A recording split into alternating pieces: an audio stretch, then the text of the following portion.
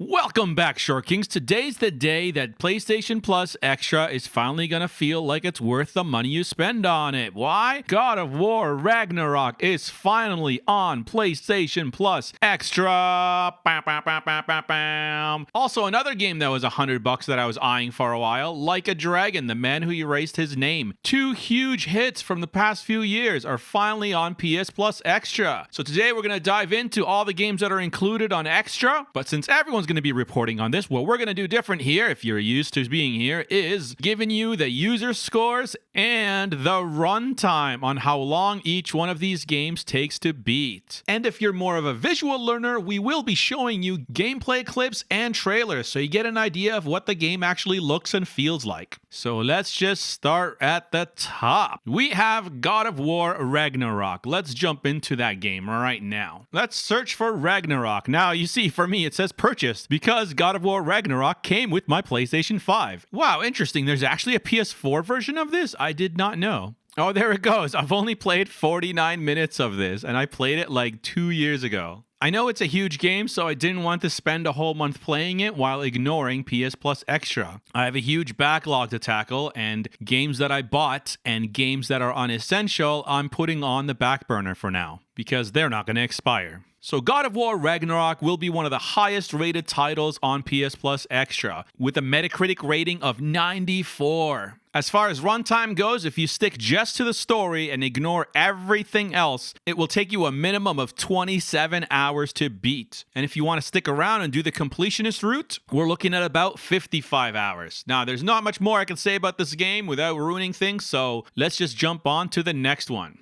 Like a Dragon Gaiden, The Man Who Erased His Name. Hey, it's on sale right now. 115 gigabytes. Wow. English dub now available. Psh, please. So Like a Dragon, The Man Who Erased His Name has a Metacritic rating of 78 and a user score of 8.4. If you've played the Yakuza games before, you know exactly what to expect. So a lot of people are really looking forward to this. So the original Yakuza games, that's 0, Kiwami 1, and Kiwami 2, left PS Plus Extra August of 2023. So we haven't seen Kiryu on here for quite a while. This is really exciting for the people who played those games and were waiting to continue the story. December of 2023, that's over a year ago, we lost the last Yakuza title that was starring Kiryu, which was Yakuza 6. So we've been waiting over a year to continue his story. So this is really exciting, and this game was like $100 until very recently. This is huge news, almost as big as Ragnarok. So it's a bit of a smaller game than what you're used to. If you just focus on the main story and ignore everything else, which is really hard to do, it will take you about 13 hours to beat. And for completionist, it should take you about 33 hours, but these games tend to suck you in for a lot longer than that. Let's jump to the next one. We have Atlas Fallen, Reign of Sand. Atlas Fallen Reign of Sand has a user score of 7.1, but it doesn't have a Metacritic score yet because it needs 4 critic reviews. So do with that information as you will. This game's almost a short game. It takes about 11 hours to beat the main story, and if you're a completionist, it will take 29 hours. The next game on the list is SD Gundam Battle Alliance. This game will take you about 18 hours to beat and a whopping 75 hours for completionist runs.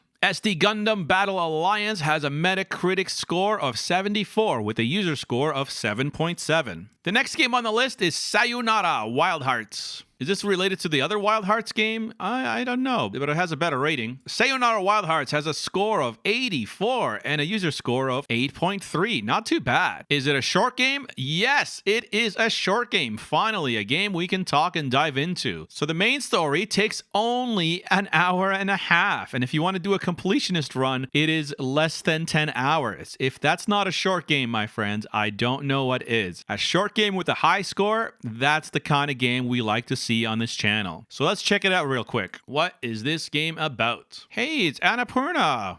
They made a lot of games, including Stray, I think Edith Finch. There's a million games that they made. Okay, this looks pretty fun. What's going on here? Is this a skateboarding game? Oh, no, it's a motorcycle game? What, we're fighting on motorcycles? Okay. It's like a road rash.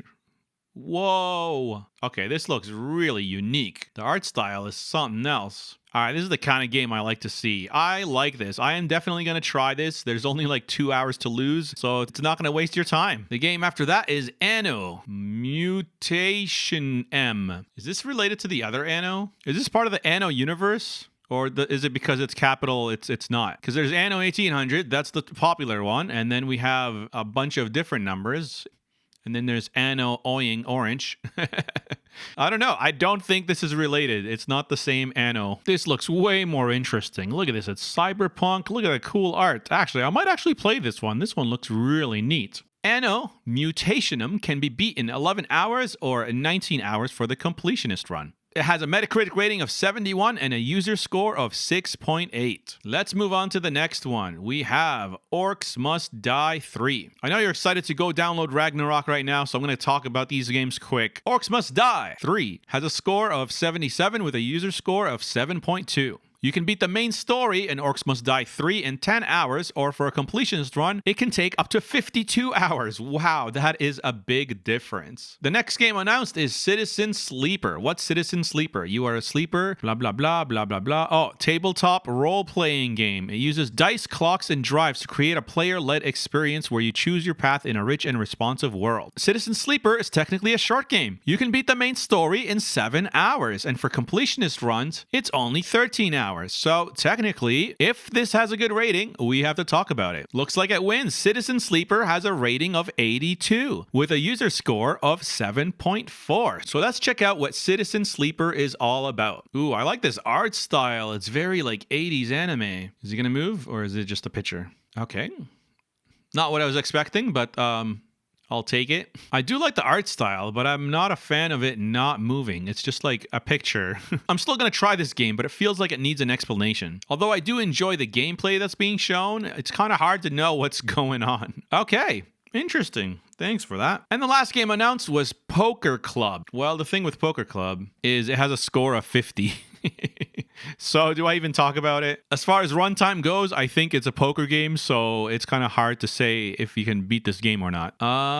Let's go back to the good ones. All right, so it looks like we have a few huge titles. So Ragnarok was in the 90s. Wild Hearts was also like an 80 something too. And I'm surprised this one's not in the 80s. I think it was only a 78 or something. But either way, huge announcements. People have been asking for God of War Ragnarok for so long. So there we go. You're finally gonna get it. Happy? All right, that's just been a quick announcement. So if you enjoyed it, subscribe. And until next time, be a friend and I'll see you again.